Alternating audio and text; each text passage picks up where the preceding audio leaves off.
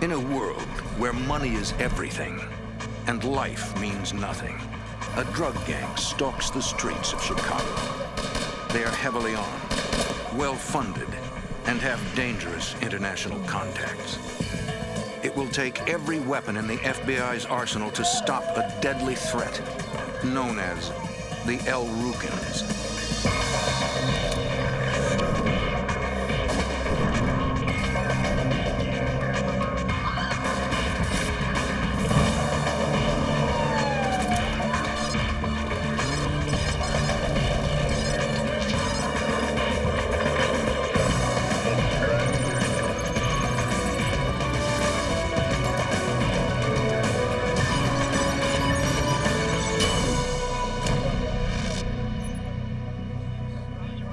In the 1980s, the drug trade ravaged Chicago's inner-city neighborhoods.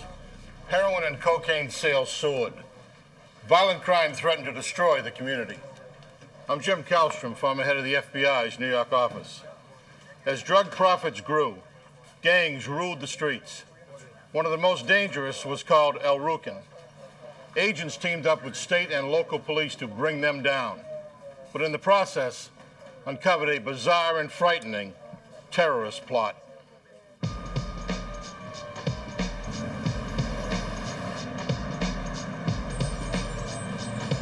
Chicago, Illinois. In the early 1980s, it is one of the deadliest major cities in America.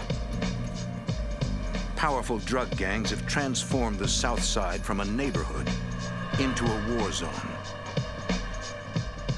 To combat the rising tide of violence, the FBI forms the Organized Crime Drug Enforcement Task Force. In Chicago, their prime target is a vicious gang known as the El Rukins. John Podliska is an assistant U.S. attorney in Chicago. The business of the El Rukins was to traffic in narcotics, cocaine and heroin, and to control a vast area on the south side of Chicago for purposes of selling and distributing those narcotics. They would exact tribute from other people who would want to sell in that area, and they had a reputation, and a well-deserved reputation, for being one of, if not the most successful and the most violent criminal drug-dealing organizations in the Chicago area. In the spring of 1985, several members split from the gang. They try to move in on El Rukin territory. Revenge is swift and deadly.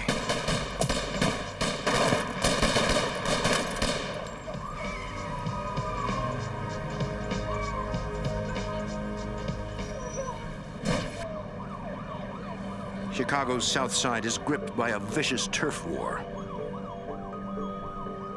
As the murder rate climbs, the FBI seems powerless to stop the violence.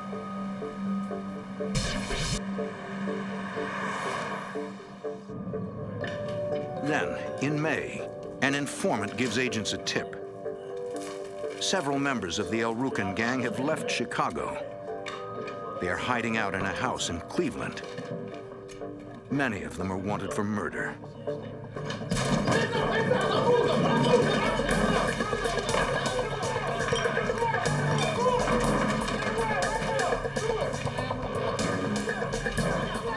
FBI agents and Cleveland police raid the house and arrest several suspects. One of them is a man named Anthony Sumner. Sumner is a former El Rukin general, which makes him potentially useful. If investigators can turn him, they can get intelligence on the secret of El Rukins.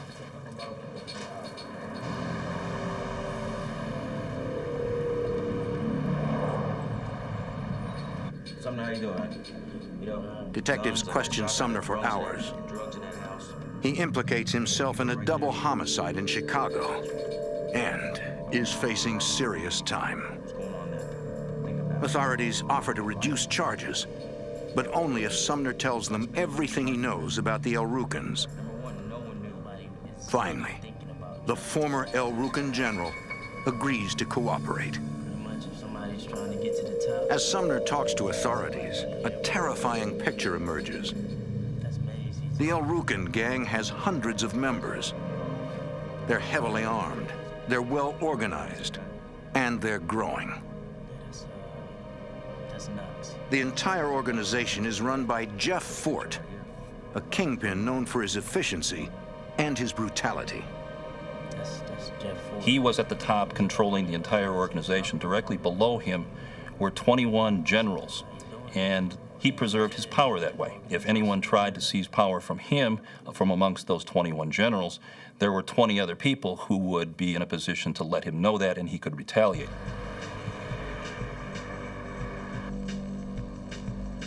Authorities thought they had taken Ford out of commission.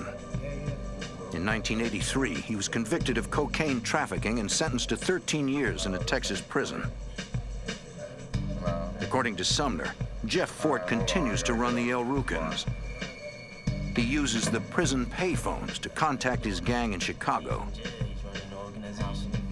Sumner's statement is a major break in the El Rukn case, according to Assistant U.S. Attorney Patrick Deedy. He was the first person to actually confirm what the authorities had thought for a long time, which was that Jeff Fort, who was currently in penitentiary in Texas, was regularly talking on the telephone to members of the El Rukns in Chicago and coordinating or directing activities of the organization. The El Rukns run their operation out of a converted movie theater on the south side of Chicago. It had been fortified by the El Rukns and was essentially a fortified fortress. He had people at the headquarters of the El Rukns who were required to sit by that phone 24 hours a day. There was always someone at the phone so that when he called, he could give his instructions, directions, and orders as to what he wanted done with his organization. For the task force, Jeff Fort's telephone conversations are an opportunity to learn more about the organization. Yes, Imam. No one questioned what he said and what he wanted done. There was absolutely no debate, discussion, objection to anything that he was saying. And so the FBI over the summer 1985 began to develop evidence to provide a sufficient probable cause to go and to begin to listen to these conversations.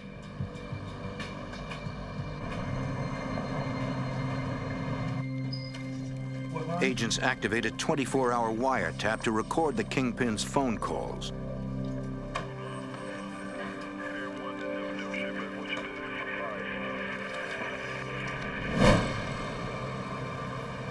Tom Coram is a former special agent with the FBI. In 1985, he is assigned to the Drug Task Force and the El Rukn case. The technicians installed the wiretap equipment through the telephone company. Nothing was actually installed at the prison. We did all of our monitoring, in fact, in Austin, Texas, which was 40 to 50 miles away from Bastrop, Texas, where the prison was located. We were really stunned when we started hearing the conversation from Fort, because he was speaking with key gang leaders in Chicago, and what we were hearing was just strings of words. Jeff Fort and his gang are talking in code. And the kinds of series of words that we would hear said would be things like, in the science of Taku, love, truth, perfect man. And we had no idea what these words meant. And we couldn't establish any form of reference to figure out what he was saying during these conversations.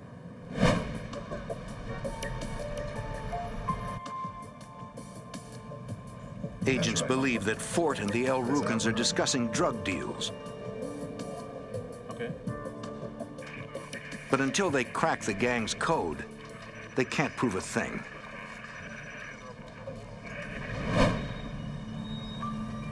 One of the Chicago police officers came up with really a very good idea.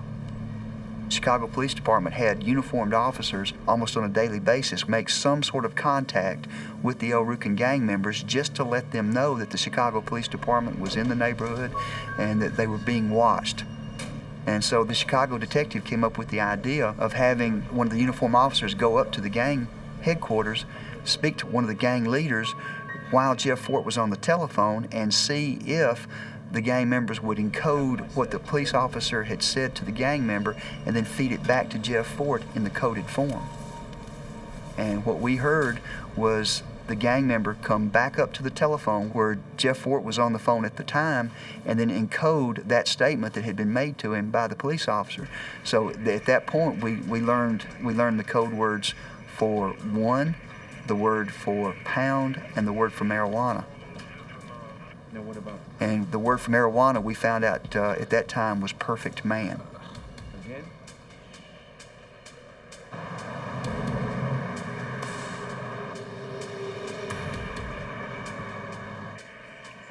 Breaking the El Rucan code is slow, painstaking work. After 2 months, agents only know a fraction of the gang's business.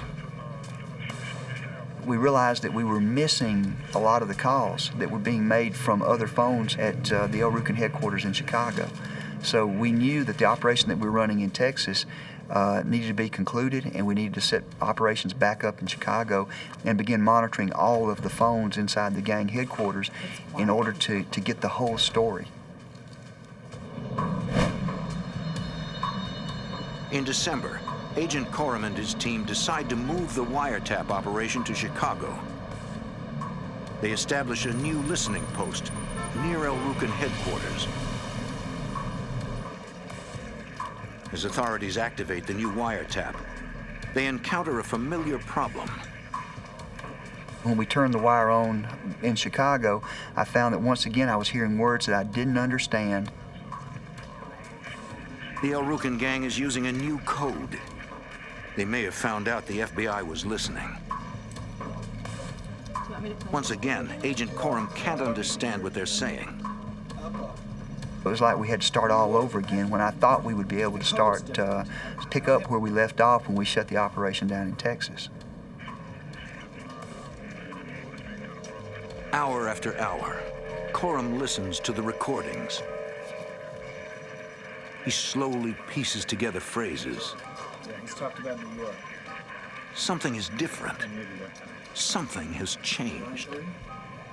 Some of the words I started picking up were words like up.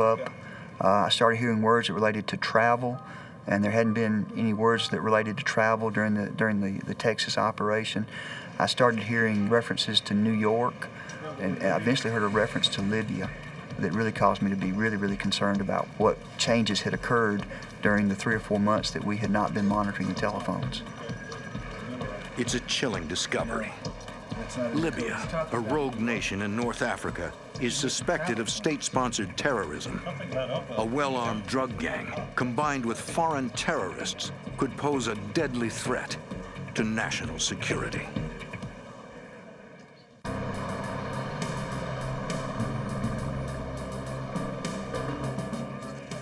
In Chicago, an FBI wiretap reveals that Jeff Fort continues to run the El Rucan gang from prison.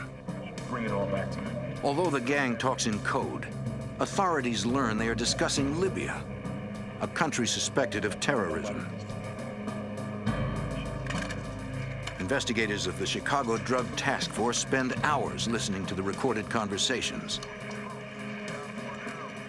To Special Agent Tom Coram, it doesn't make sense. Why is a Chicago drug gang talking about Libya?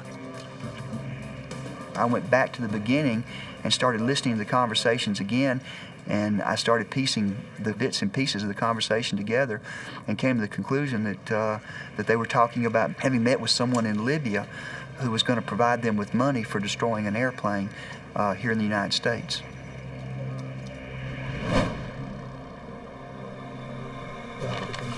Coram alerts the U.S. Attorney's Office.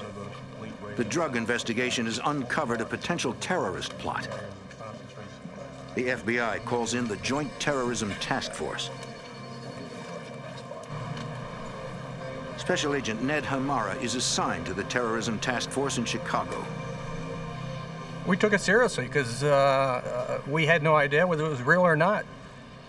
It was decided that the Terrorism Task Force take over the wire and continue an investigation to determine what, if anything, was going on.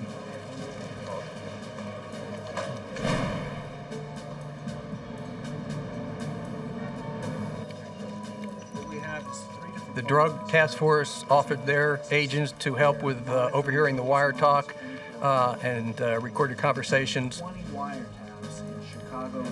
If authorities hope to unravel El Rukin's plans, they need to decipher the new code quickly and completely. This is a conversation. At that time, we took our surveillance teams and put them to work.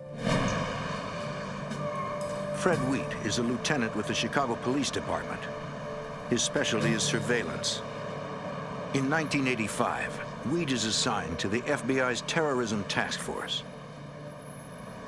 We were brought in because they knew that they would need surveillance, and also that a number of the Chicago police officers had worked El Rukin's before and would be helpful in setting up the strategy to work this organization. The surveillance team's job is to make physical observations that can be compared to the information agents are hearing on the wiretap. We basically had round-the-clock surveillance on different members of the group who were involved with the conversations with Jeff Fort. We were watching those members and just trying to follow their activities.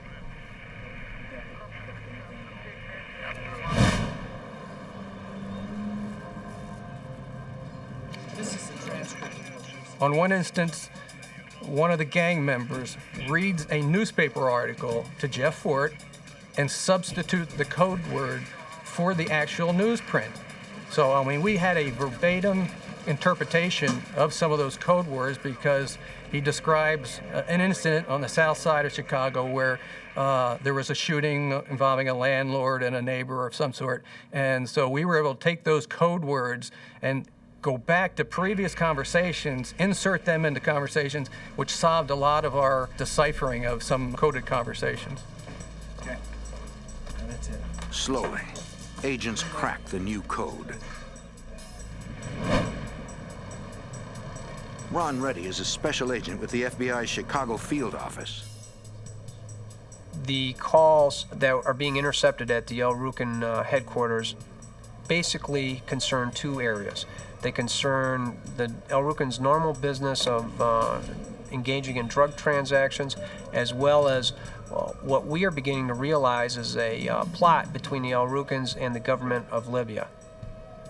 How'd it go? Knowing the violent history of this particular organization, we were afraid that the El Rukins were going to commit an act of terrorism in the United States in order to obtain money from the Libyan government.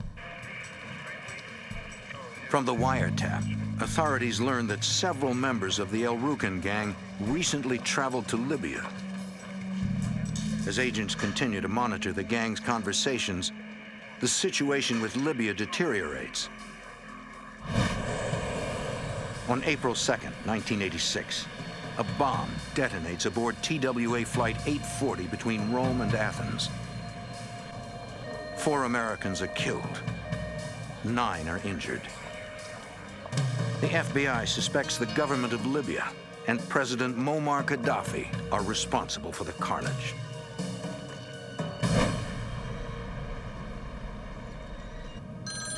On April 4th of 1986, there was a series of conversations between Jeff Fort and a general in the El Rukin organization known as Melvin Mays.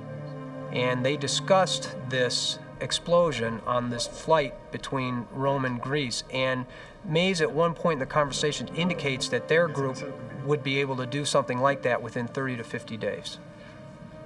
Yeah. It is a terrifying prospect. I want you to take a video. Via the decoded wiretap, the task force listens in on Fort's plans.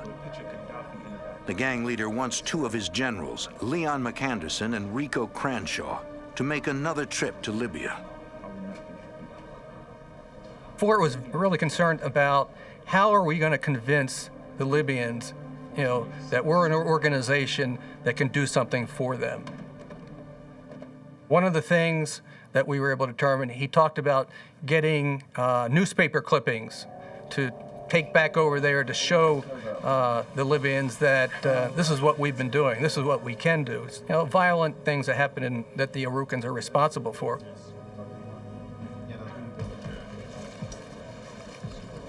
The whole idea was to convince the Libyans that the El Rukins were an organization big enough to commit some significant terrorist activity or acts in the United States on their behalf. We believed it was a real threat. If McAnderson and Cranshaw return to Libya, federal agents will not be far behind.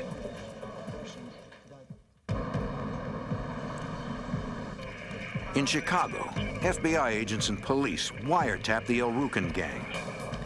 Two of Jeff Fort's generals are planning a trip overseas to convince Libyan officials that El Rucan can perform terrorist acts within the United States. Travel restrictions to Libya make the trip impossible. Ron Reddy is a special agent with the FBI assigned to the Joint Terrorism Task Force.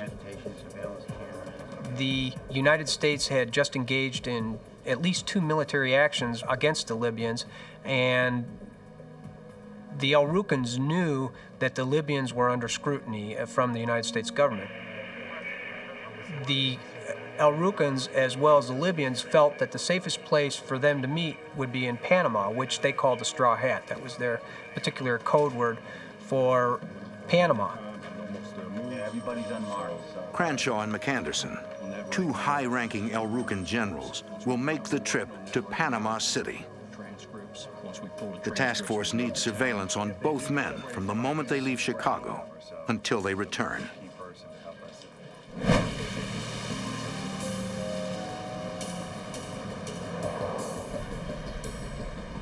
On May 3rd, Cranshaw and McAnderson leave El Rucan headquarters. A surveillance team is not far behind.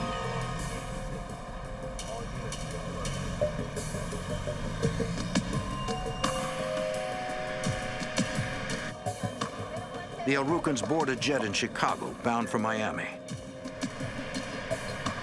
From there, they fly to Panama.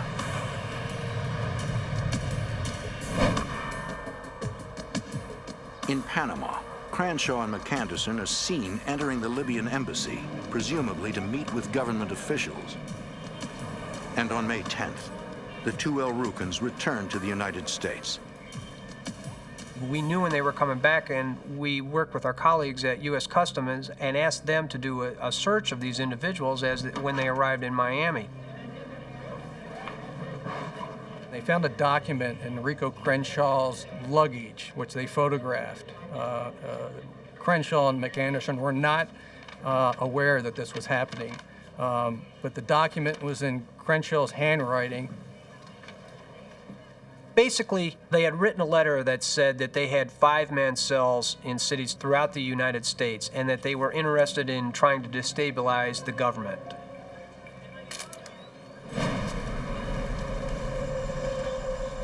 The next day, on May 11th, the task force intercepts several telephone conversations between the two El Rucans and their leader, Jeff Fort. Cranshaw and McAnderson tell Fort the Libyans have agreed to provide financing.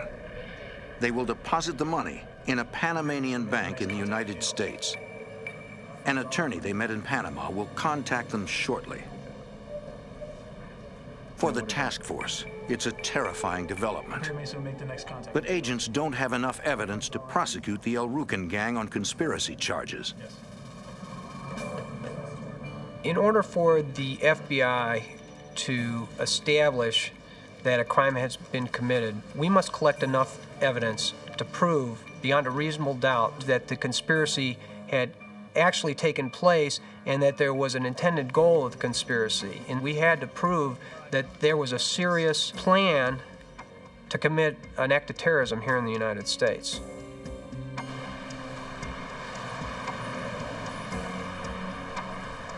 Agents continue to listen to the wiretap, hoping to learn more. During June, Fort talks about sending El Rucans over to Libya to learn bomb-making skills. He said we can send some of the soldiers or members over there. They could learn how to make bombs. Those individuals can come back to the United States and teach other members how to make bombs. As alarming as this scenario is, it's still not enough to prove a conspiracy.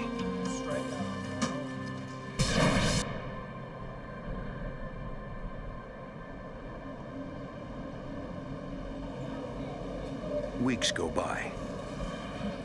The money from the Libyans never shows up. Fort panics. He will do anything to make the deal. In late June, early July, Fort became, he just saw that the money was not going to be coming from the Libyans and that he had to do something, or the Arukans had to do something to show the Libyans, that they were somebody to respect. He talked about damaging a government building. He talked about planting bombs. He talked about blowing up an airplane. And he talked about getting a rocket, one that you can use once and throw away. So we figured, okay, how can we address this issue? Through the wiretaps we're hearing. Fort wants to buy military-grade weapons. The task force decides to use it to their advantage by becoming El Rukan's sole supplier. Okay. So enter Special Agent Willie Hulon. Willie was on the drug task force. He had already made one drug buy with Alan Knox through an FBI cooperating source. Alan Knox is a high-ranking El Rukan. Agents assume he is aware of Fort's plans.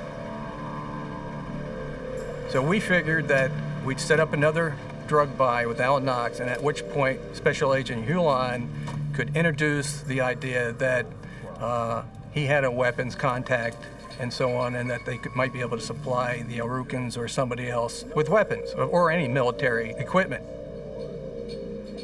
He mentions that he has a friend who works at a military base. A friend who can steal weapons.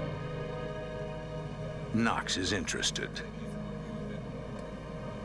Willie Hulon is an amazing individual. He's cool, calm, collected, works well under pressure. He was ideal for this situation. His knowledge of the street gangs, his calmness and operating sources, and Willie was perfect for this role. Knox tells Hulon about the kind of weapons the gang wants to buy. They were interested in grenade launchers, and so when he described the grenade launchers, he said it's the type that Clint Eastwood used in the movie, which obviously is a law rocket. The M72 Law rocket is the U.S. Army's primary light anti-tank weapon. The shoulder-launched missile can penetrate a foot of armor at a range of over 200 meters. It can destroy a tank, a building, or even a low-flying airliner.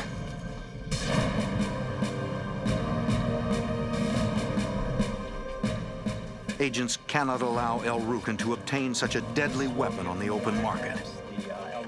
But the development does offer unique opportunities.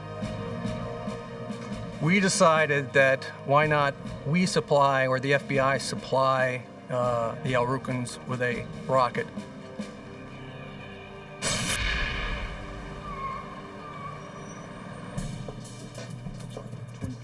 Special Agent Willie Hulon negotiates with Alan Knox on the price.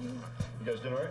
Thank you. Yeah. He tells Knox he can get Law rockets for $1,850 apiece. Got a man on the inside. Obviously, we weren't going to sell these guys a law rocket that they could use or would even work. But that being said, we wanted to sell them a device that looked like a real law rocket, and on a cursory inspection would appear to them to be a real law rocket. And they will buy for that $2,200. The ATF, the Bureau of Alcohol, Tobacco, and Firearms, constructs a dummy law rocket. Although it looks like the real thing, it does not contain an explosive charge. The ATF also installs a radio transmitter so agents can track the device from a distance.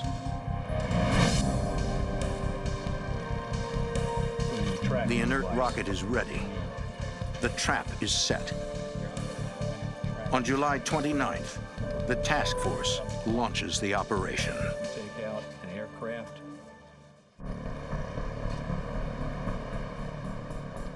Putting a tracking device. On July 29th, 1986, the FBI's Joint Terrorism Task Force launches a complex sting operation. Agents will attempt to sell a dummy law rocket to the El Rukns, a gang of vicious drug dealers who are willing to sell out their own country to Libyan terrorists. Gang leader Jeff Fort takes the bait. He tells Alan Knox to set up the buy. And we're hearing this on the wiretap after the meeting, so we know that it's going to go forward. The arrangements which were basically given to us by the El Rukns was we were going to meet them, or the transaction was going to occur. The task force meets to plan the sting operation. The sale of the law rocket will go down at a hotel in Lansing, Illinois, 30 miles from Chicago. Normally, we would have never conducted an undercover investigation like this because of the extreme danger to Agent Hewlett. But the fact that we knew that the El Rukns were dealing with the Libyans, we had to weigh those risks and ultimately decided that we could do it safely, that we could make the transaction safely and protect the life of our undercover agent. Surveillance teams will form the outer perimeter, 4 blocks from the hotel. Like I said, ultimately, SWAT and undercover teams will form an inner perimeter, stationed in and around the hotel. what's going to happen in our operation. At this point, we have the north, south. On July 31st, agents from the FBI, the ATF, the DEA, and the Chicago Police Department deployed to the hotel in Lansing, Illinois. They cannot fail. The lives of hundreds and possibly thousands of people are at stake. On the night of the law rocket deal, we probably had in excess of 50 individuals spread out through different areas. Surveillance teams assigned to the outer perimeter get into position.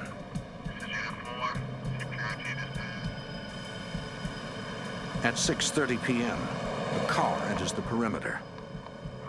There are 2 men inside.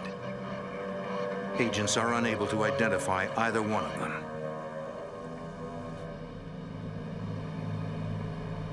Detective Wheat's surveillance team picks up the incoming vehicle.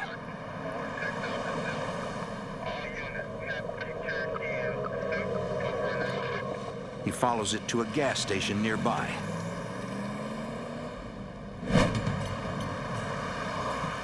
At the gas station, Wheat is able to make a positive ID. Melvin Mays is the driver. Alan Knox is in the passenger seat.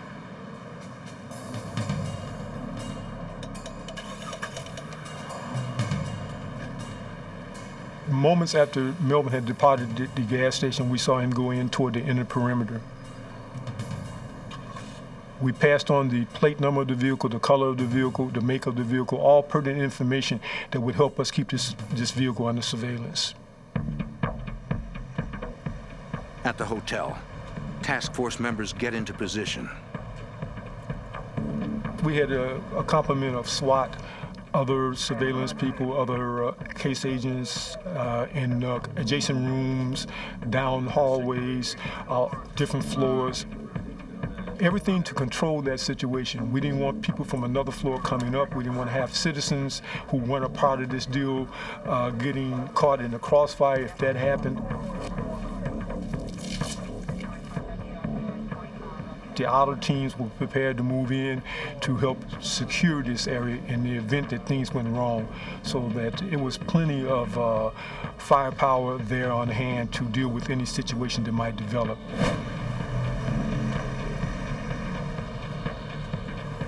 Mays and Knox arrive at the hotel within minutes. The sale is about to go down. The task force is ready. They know the El Rukns are willing to do whatever it takes to fulfill Jeff Fort's orders and make the buy. On the night of July 31st, 1986, 2 members of the El Rukn gang arrive at a hotel in Lansing, Illinois. They have arranged to purchase a light anti-tank rocket. Their goal, to prove to the Libyan government that the El Rukns can operate as terrorists for hire. They have no idea that the man they are dealing with is an undercover FBI agent. Members of the Joint Terrorism Task Force can hear every word of the transaction. Detective Fred Wheat and his surveillance team is stationed 4 blocks from the hotel. We heard a knock on the door. We could actually hear the physical knock. We heard some voices and someone asked who it was, etc. He was admitted into the room. We could hear them negotiate or talk about the sale of the rocket.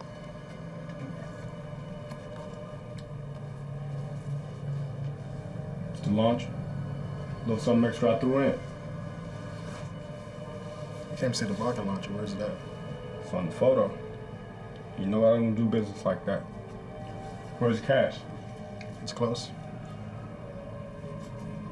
You get your launcher when I get my cash.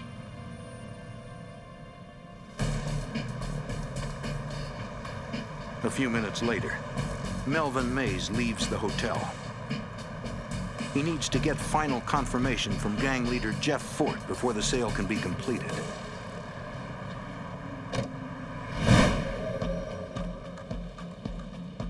Mays returns to El Rukn headquarters to wait for Fort's call.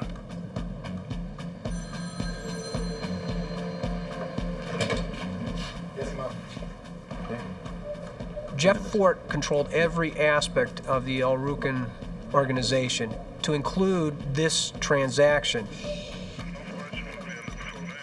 The wiretap picks up the phone call between Mays and Jeff Fort. Fort seems leery about the buy. He's worried that it's a setup. Fort instructs Mays to bring a young gang member back with him. They should arrive at the hotel in separate cars. If the buy is a setup, Jeff Fort would rather sacrifice a low-level gang member than risk one of his generals. In other words, Fort did not want any contact or any trading of money between the undercover agents who he suspected and his generals. Fort orders him to deliver the money to the hotel and then pick up the law rocket.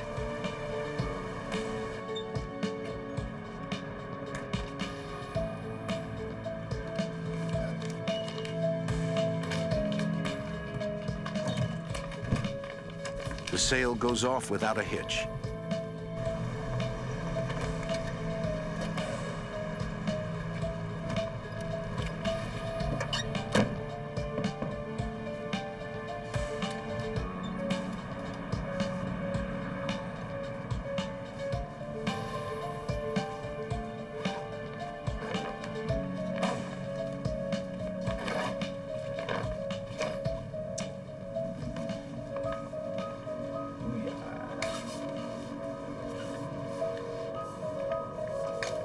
What you think?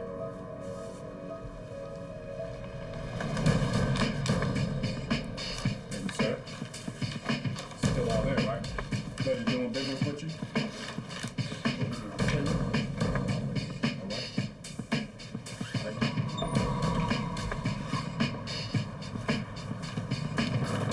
The El Rukns have no idea that the law rocket is a dummy.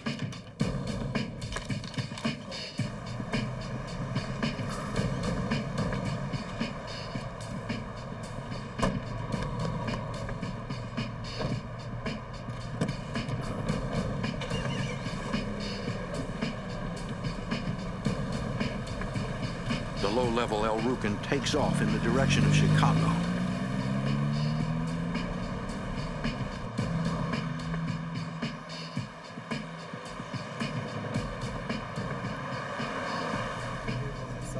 Surveillance units follow him onto the Dan Ryan Expressway.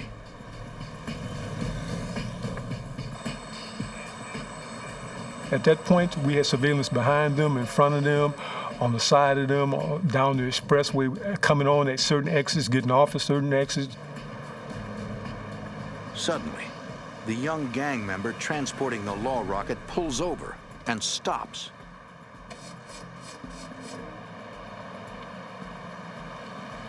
Seconds later, another vehicle pulls alongside him. It's Melvin Mays. What are you doing?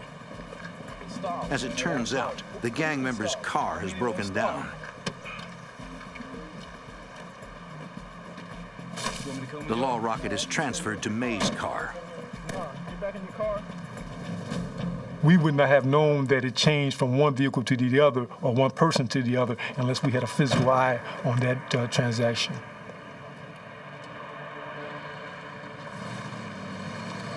The law rocket had been equipped with a radio transmitter, and we were using electronic equipment and physical surveillance to follow the rocket back to where they eventually stored it. Mays drives to an apartment building on South Kenwood Avenue, a few miles from El Rucan headquarters. The gang members refer to this building as the Armory. Then our job really began because at that point we were 24/7 on that location because we had to make sure that that law rocket was not moved.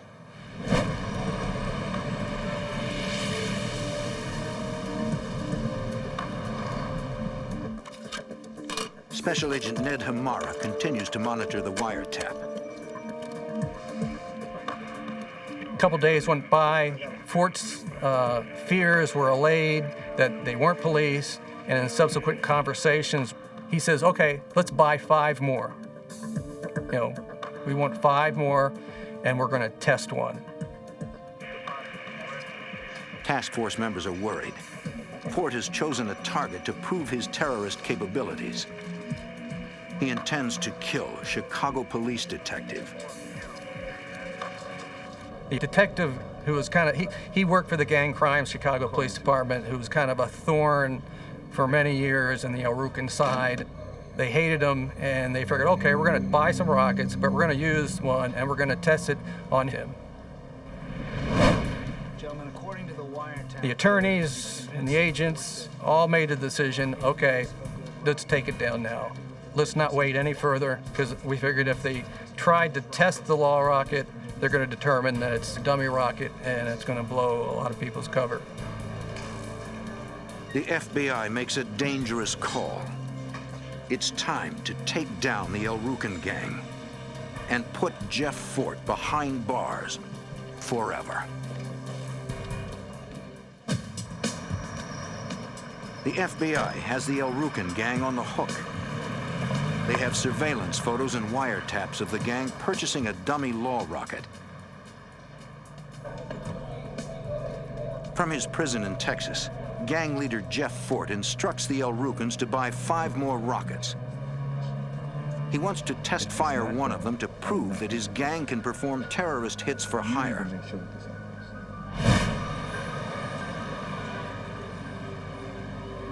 gentlemen, according to the wiretap, We had to prevent the El Rucans from actually doing something to try to impress the Libyans.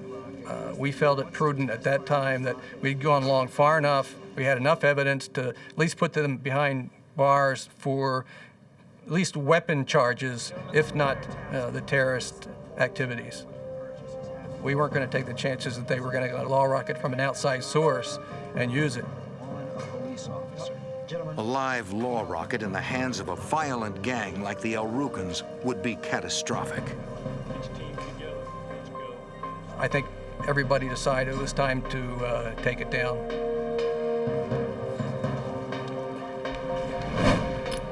On the morning of August 5th, the task force launches simultaneous raids on El Rucan headquarters and on the apartment building they call the Armory. That building at 39th and Drexel was a fortified fort. It had steel doors on both the front and rear and iron gates across the other doors. We had to use a burning bar that day to gain entry into the fort to execute our search warrant. Go, go, go, go, go, go!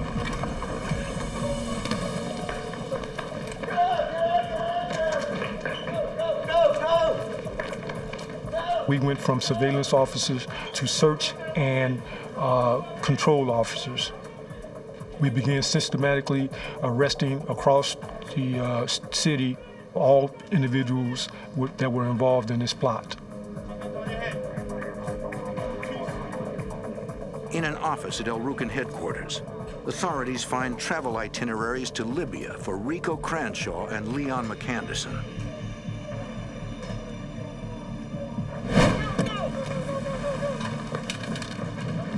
The second arrest team raids the apartment building on South Kenwood Avenue.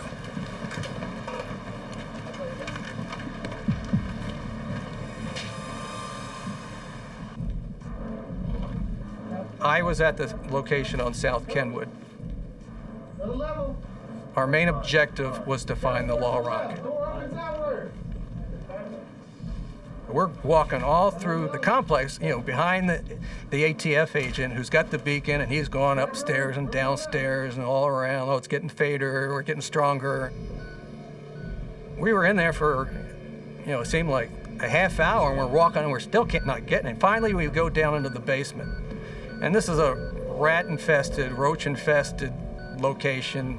But when we're going down the stairs, it gets louder and louder and louder. It's getting stronger right about here. Finally, we decided it's got to be under the stairwell.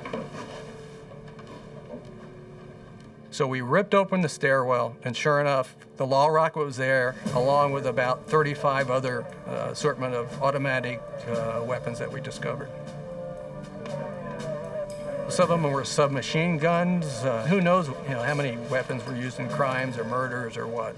The main thing, we got the law rocket back before they were able to determine that it, you know, was an inert or dummy law rocket.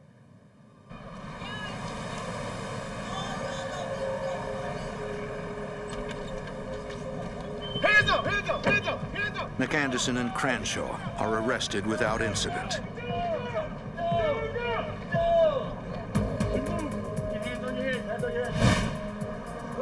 Alan Knox is also taken into custody.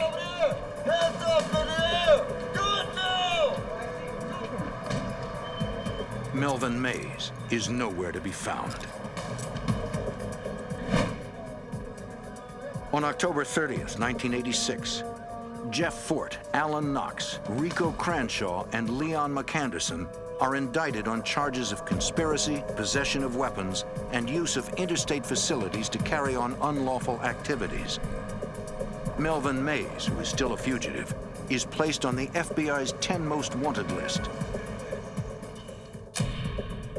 In 1987, McAnderson and Cranshaw are convicted and sentenced to more than 50 years in prison.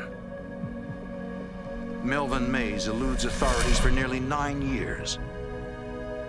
In 1995, he is arrested and convicted and sentenced to 3 life terms in prison.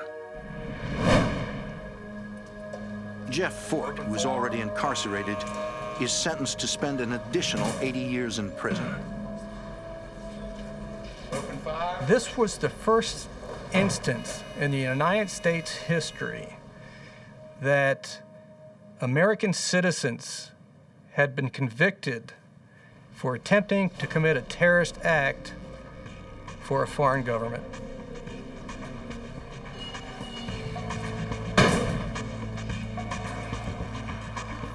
For Chicago police, the El Rucan case is a major victory. A dangerous street gang has been destroyed. For the FBI, the El Rucan case is a battle won in the ongoing war against terrorism.